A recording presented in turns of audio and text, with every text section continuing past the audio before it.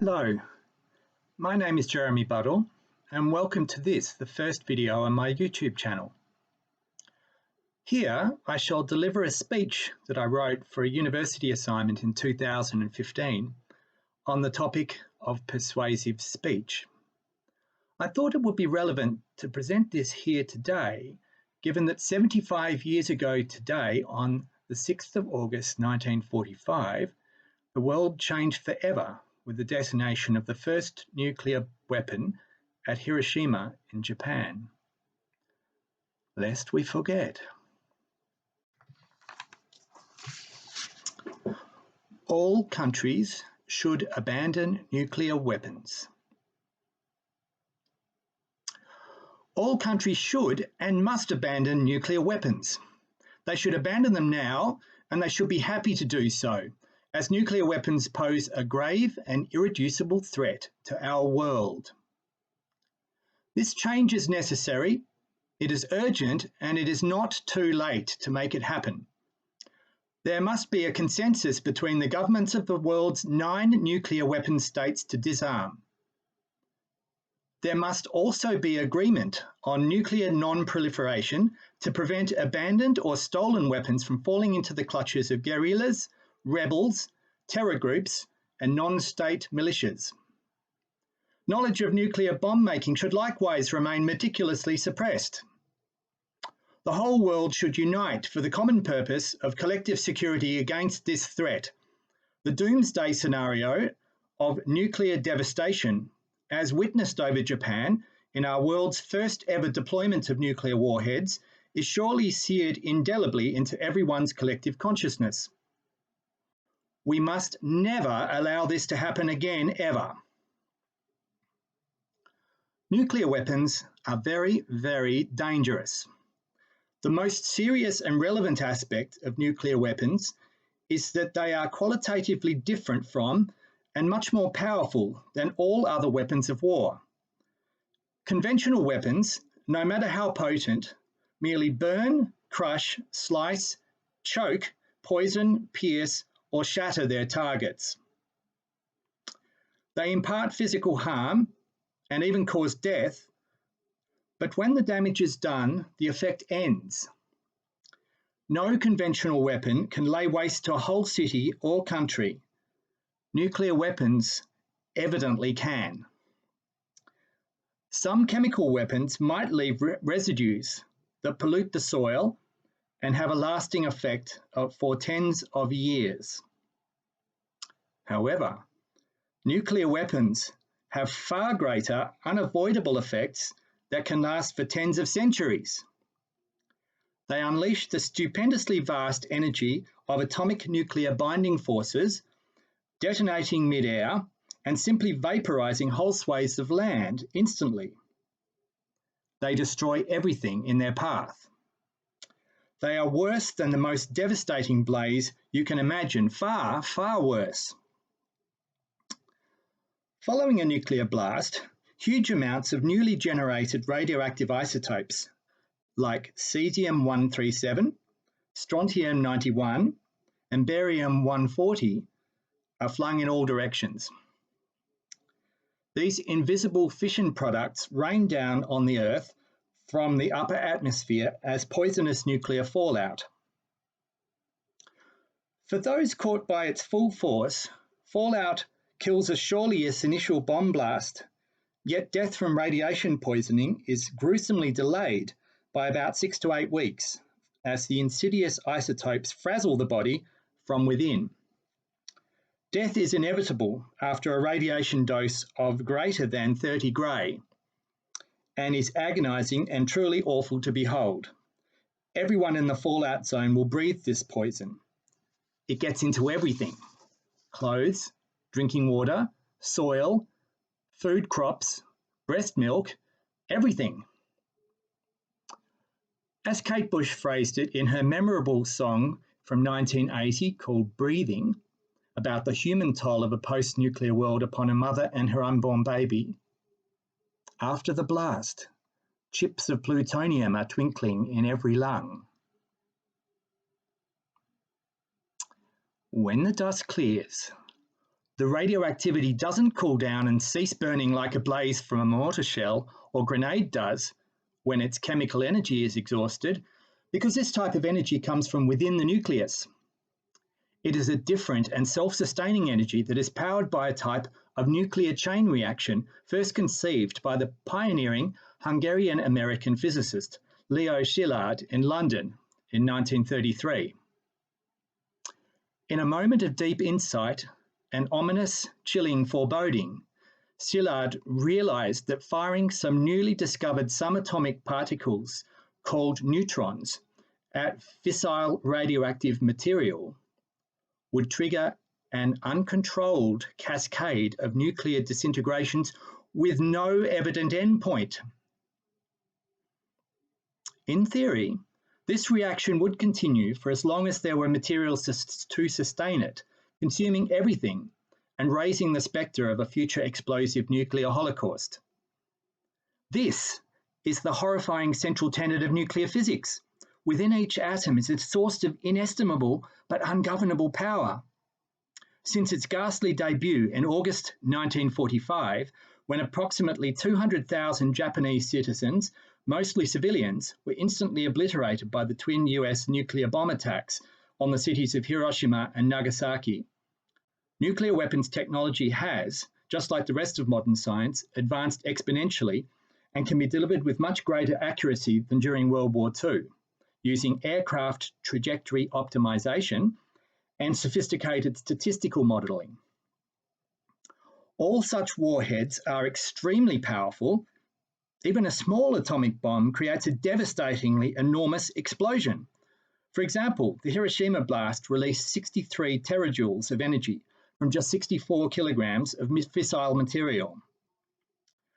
The largest ever thermonuclear blast, a Russian AN-602 hydrogen bomb test in 1961 in remote Novaya Zemlya, dubbed Tsar Bomba, released approximately 225,000 terajoules, or about 1,500 times the combined energy of the Hiroshima and Nagasaki bombs. There really is no such thing as a small nuclear strike or a limited nuclear war. So, every dreadful, inevitable step along the way from Henri Becquerel's accidental 1896 discovery of radioactivity as a novel energy source, to Albert Einstein's mass energy conservation law, to Szillard's insight, to Arthur Jeffrey Dempster's 1935 discovery of naturally occurring fissile uranium-235, to the late 1930s uranium-235 enrichment technology, to the world's development of the world's first atomic bomb by the top-secret US wartime Manhattan Project, to the technology's appalling apotheosis at Hiroshima, has clearly shown that humans cannot be trusted to marshal this vast energy wisely enough. As British historian Lord Acton wrote in 1887, power tends to corrupt, and absolute power corrupts absolutely. And nuclear power is the nearest thing to absolute power that exists in the known universe. There is no ordinary political point of contention. It is an existential issue of security and survival. One argument often made by proponents of nuclear power generation is that nuclear energy is efficient and safe. Another is that there can be no sustainable energy future without nuclear power. Do not believe these for a minute. There is no such thing as a truly safe nuclear reactor. The commonest, LWR type, accumulates deadly plutonium for which there is no satisfactory waste disposal procedure, and reactors are where nuclear warheads are created. The mushroom cloud of violent destruction is always lurking behind the supposedly peaceful facade of domestic nuclear power generation. Most of the world's approximately 450 existing fission reactors are now aging, with the first generation PWR type, constructed from the early 1960s to the early 1980s, considered to pose the highest risk to population health. This problem is especially acute in economically stagnating Eastern Europe, which is where the USSR's devastating Chernobyl meltdown disaster occurred in 1986. If we agree, as one must, to abandon nuclear weapons, we should also pledge to decommission these risky, older reactors too. Chernobyl's fallout cloud affected a huge swathe of eastern Ukraine and southern Belarus, has directly or indirectly caused hundreds of thousands of deaths, and much of this land remains uninhabitable today owing to radiation pollution. Surely, the health of our populations is worth too much to take these risks with such a dangerously capricious technology. Keeping their fission reactors would also mean that a nuclear-capable state could secretly start making bombs again if a war were to break out, or if an aggressive, feckless, ultranationalist or militaristic regime were to assume control of its central government. We must not allow this to happen. The brutal genocides of the 20th century have shown how states with evil intent against their neighbours or their own citizens will try extirpating their perceived enemies using whatever means they consider necessary. Imagine how much worse the gigantic and horrific World War II death toll in Europe would have been if Soviet Russia or Nazi Germany had had nuclear bombs as well as conventional weapons to use against their enemies. The Americans secretly built nuclear bombs during World War II. How would we know that they wouldn't try this again next time they are at war unless they have already disarmed? Nation-states prioritise self-interest and cannot be trusted to regulate themselves unilaterally. So, a global consensus is the only way to achieve a future world without nuclear weapons. Another possible counter-argument is that nuclear weapons development has followed the typical pattern of an arms race, and that the deterrent effect of nuclear weapons during the Cold War resulted in a stalemate that has usefully prevented a new pan-European or world war since 1945. This argument relies upon outdated ideas of a bipolar, Iron Curtain Europe that no longer apply in the 21st century. Geopolitics has diversified enormously in the past 70 years as the axis of world economic power has begun to shift away rapidly from the Atlantic and European powers towards East Asia. A way that nuclear disarmament could feasibly be achieved is for the chief nuclear weapon states to form a new and expanded United Nations Security Council that would acknowledge that the world has changed since 1945 and that new players have emerged. India, Pakistan, Israel, and North Korea have all unofficially entered the nuclear club, previously limited to the 5 permanent members of the post-World War II United Nations Security Council: the USA, the USSR or Russia, France, United Kingdom, and China.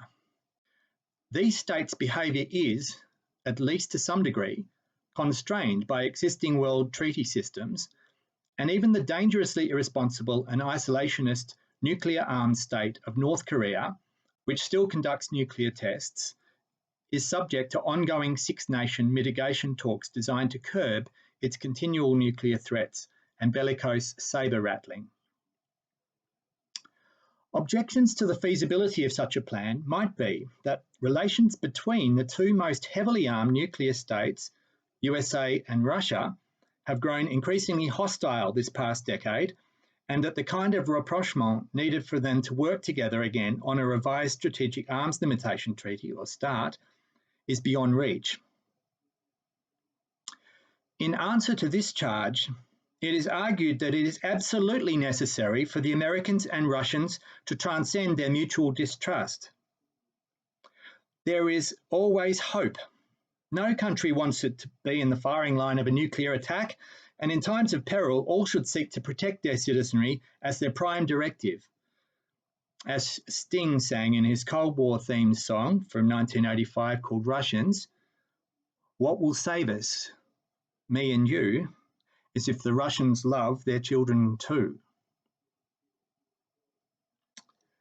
The two opposing sides in the Cold War already have history together in winding back the nuclear doomsday clock from its perilous position in October 1962 during the Cuban Missile Crisis.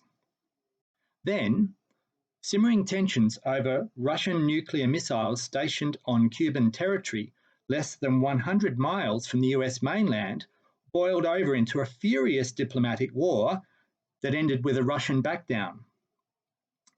This soon led to the 1963 Comprehensive Test Ban Treaty.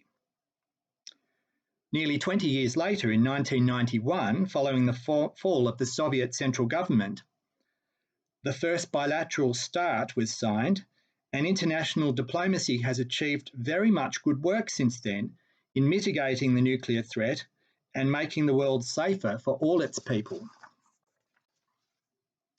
However, it cannot be guaranteed that future spread of nuclear arms technology to dangerously unstable or aggressive states and forces not bound by international treaties will not occur. This is one of the main reasons to abandon this awful arms race.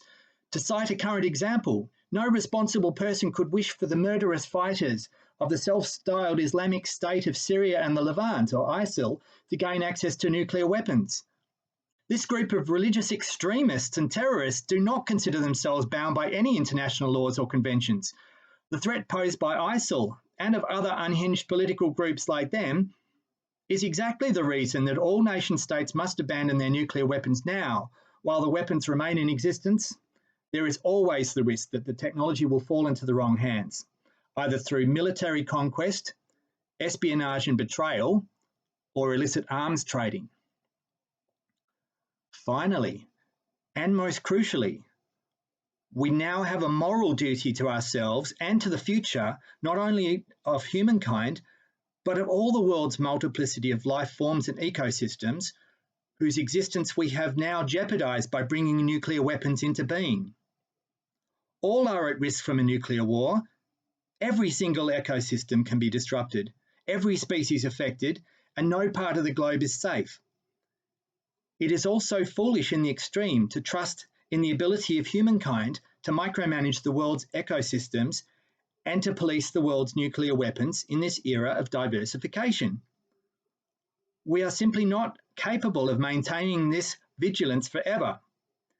As our knowledge grows with time, our human wisdom appears capped, and wars always accentuate human folly. It is far better to eliminate this diabolical threat once and for all and ban nuclear weapons forever. I thank you for listening.